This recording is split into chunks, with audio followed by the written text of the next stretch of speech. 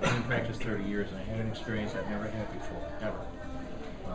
I came from New York 8 years ago, and this is more for Steve, meaning what's going on in New Mexico right now. I took a 30% drop in my income to come here.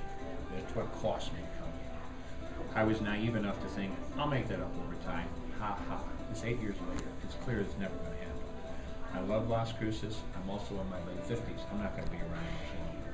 That for right now in our lives, this is, but I'm not going to be here real long term. I'm going to retire. The problem here is we've got a very poor county, especially in this area. We've got a very poor county, as Steve well knows. And we have a very bad insurance mix. This is a very heavy Medicaid, Medicare, and military insurance area.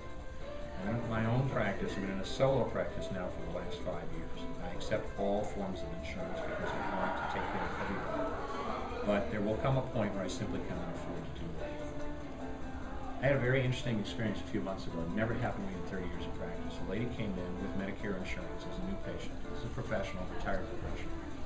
She came in, a new patient, and I'm running people every 2 minutes. And every one of them so far, or a specialist here on this table. I know everybody complains about, I saw the doctor for 38 seconds. I can't do that. I'm a specialist. I'm not some primary care doctor that can rely on secondary people to do the work. I see this patient as a brand new patient. 30 minutes, full history, physical, pap smear, and turned out she needed a vulvar biopsy, you know. So now I've got to pull out the biopsy forceps, the actual devices that we're using, the suture, and all the rest of it. You know what we're talking about in terms of cost, okay, to me, plus 30 minutes of my time.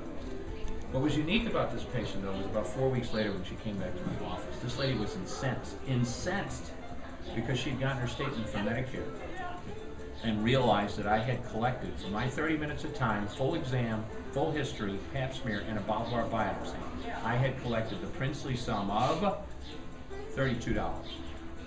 She's a professional. She understands business, and she was absolutely incensed and tried to hand me $100. And of course, it was like, A, ma'am, I accept your insurance. B, it's illegal for me to touch that money. I can't do that. Now you cut, and I'm willing to do this, as I said, because I want to take care of everybody. And you know, the other people that suffer are military, because the military insurance pays as poorly as Medicare. And I know they've been getting this great deal out of the doctors for years. You're going to cut me another 21%? You're going to send ringers into my office to check on my work? I don't think so. And they're going to get to a point where it's like, you know what? It just ain't worth it. I mean, we're going from I'm losing money to I'm losing even more money. Give me a break. You got to be kidding. Malpractice in this